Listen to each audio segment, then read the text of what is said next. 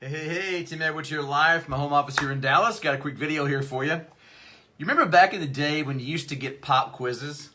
I always failed every one of those because I was never prepared in school. School and I didn't get along too well, but you know, it didn't really matter because I always wanted to be in business. But I've got a pop quiz for you. I'm going to call it a top leader pop quiz. It's going to have some hard questions. It's going to get right to the point of what it is that you need to do well to actually take your business to the next level. So I'm going to give you 7 questions, and if you nail the 7 questions, you are on your way to 7 figures, right? That I can guarantee you. Now, number 1, I want you to write this down, the answer. How many no's are you willing to take? Dozens, hundreds, or thousands? So on number 1, how many no's are you willing to take? Dozens, hundreds, or thousands? Number 2, when you prospect people and they comment negatively about your biz or your products, does it affect you? Does it slow you down? Yes or no? Does it bother you when people aren't on board with what you're doing? Yes or no? 3, do you make every training or listen to the recording and make every corporate event? Yes or no? It's going to be pretty quick on the questions. 4, are you coachable? Meaning, are you willing to follow the process to a T that your upline leader gives you? Number 5, are you stepping up, being seen, engaging on presentations, doing your testimonials, being on training, stretching your comfort zone, videos, Facebook Lives, the things that you need to do to be a leader? That's what that involves. Stepping up and engaging, being seen, and actually showing some leadership traits. Are you doing those things? Yes or no? Number 6, do you have a firm commitment to increase your pin level?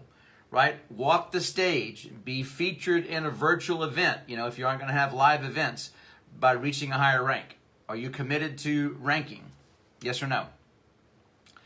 7, and final question, how committed are you to your team? Are you a do whatever it takes kind of person? Are you accessible? Do you follow through? Right? Do you like write things down, follow through, get things done for your team? There's things that your team needs besides you just pumping them up, right? You got to dot all the I's and cross all the T's, and make sure everybody's on point. Are you really there, committed, and accessible, and do you follow through? Yes or no? Okay, now let's go to some answers. Number 1, how many no's are you willing to go through? In most cases, you're going to have to go through thousands. Now, I know that sounds like a lot, but it's really not. I mean, if you just prospect 5 people a day, 5 days a week, for just 36 months, it's 11,000 people pretty much, right? In reality, you should set a goal to approach about 10 per day, 5 days a week. Now, before you freak out about that, how long does it take to ask somebody if they're open to take a look at something? 30 freaking seconds, right? So if you're doing 10 a day, that's what, 5 minutes of prospecting? It's crazy low, right? You should be trying to blow that number out of the water, okay? I had to do way more than that because I sucked. I sucked worse than anybody listening to this. I guarantee you that. Okay, answer to number 2.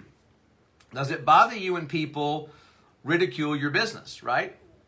I want to ask you a question. What's more important, the opinion of other people or you and your family's financial future? Think about that. Meaning, it shouldn't take you back, right? It shouldn't get you off track. It should make the hair on the back of your neck stand up. It should tick you off, and it should be like, I'm going to show you, right? I love when people tell me that they doubt I can do something. I've had people doubt me my whole life in every business I've ever started.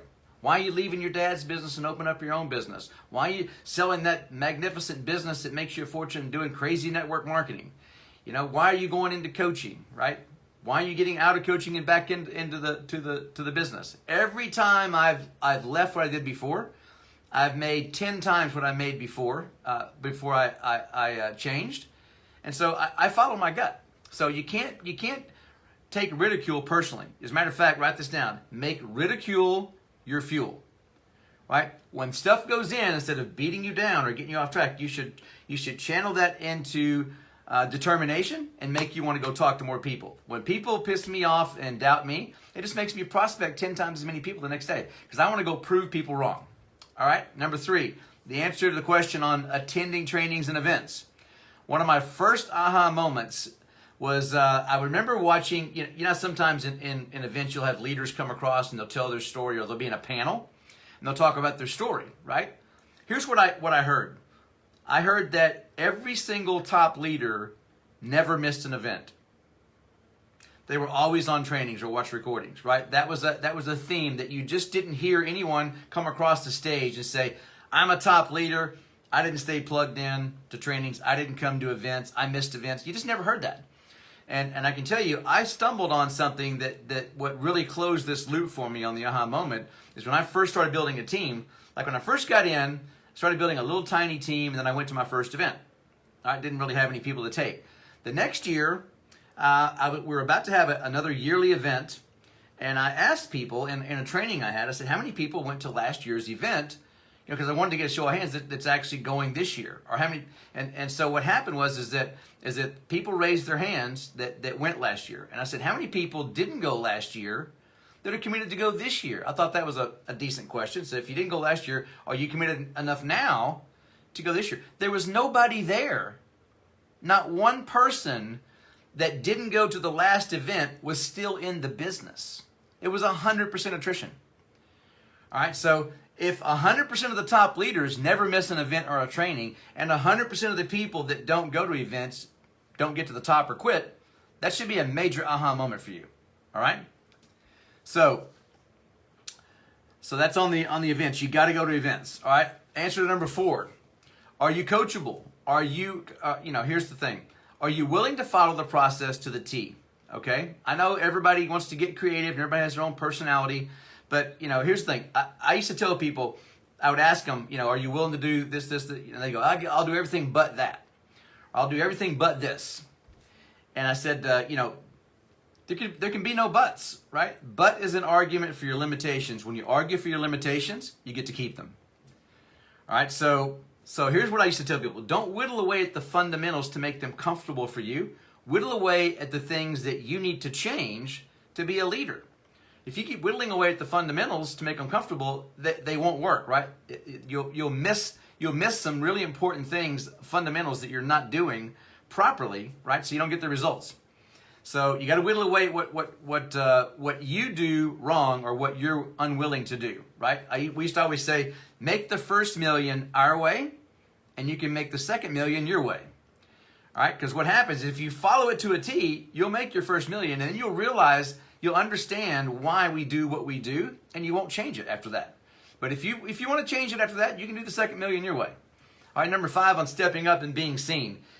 You got to give testimonials. You got to participate in trainings. You've got to ask to be on presentations. You've got to do videos. You've got to do Facebook Lives, right? I get the fear, okay?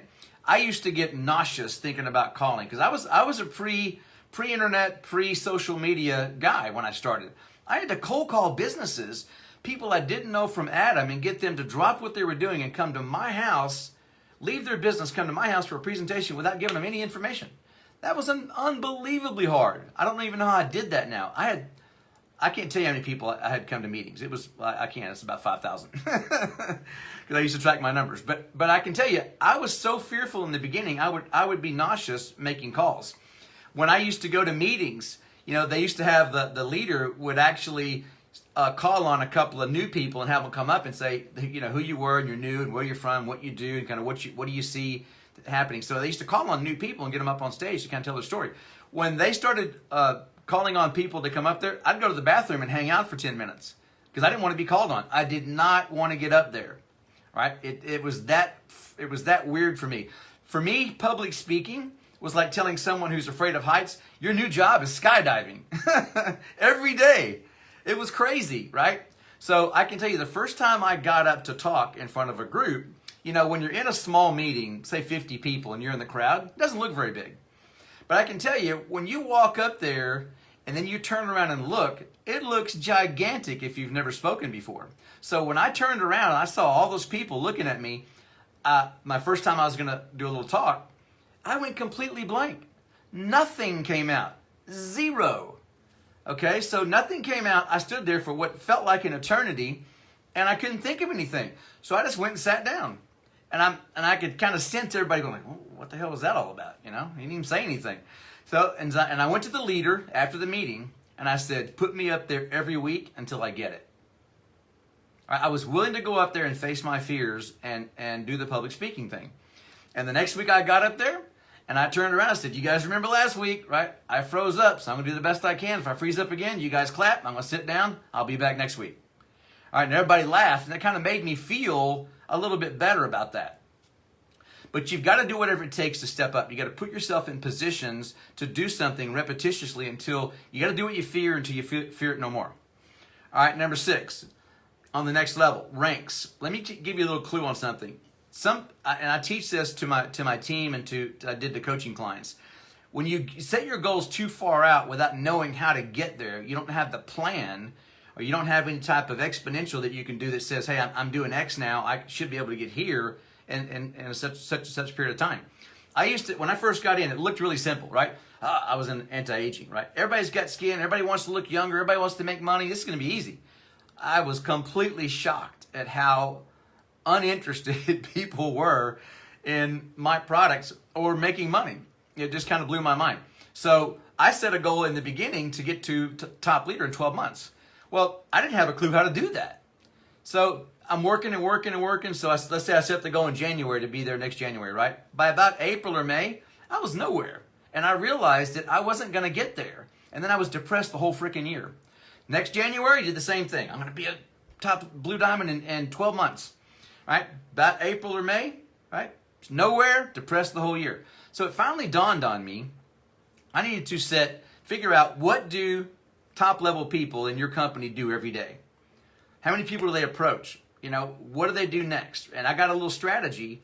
And I said, okay, if I got to talk to this many people per day, get up and work on my mindset, approach that many people, throw up in the trash can if I have to, and just go to bed. Okay, and I had a top leader day. And get up the next day, work on my mindset, go talk to that many people, right? Throw up in the trash can if I need to. Go to bed, I had a top leader day.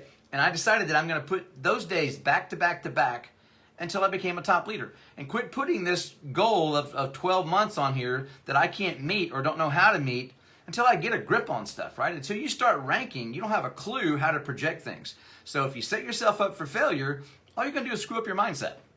Right? Now, here's another little 30-second story that's interesting. My company, when I started, was coming off of some negative press, which all network marketing companies get. And so they had smaller meetings. It was only like, 5,000 people or something like that. And so they were recognizing, when I first started, they were recognizing rubies. And the next year it was rubies. And then about the time I got going and I got to ruby, they'd got big enough where they were only recognizing emeralds. So I didn't get to walk across the stage, which was my goal.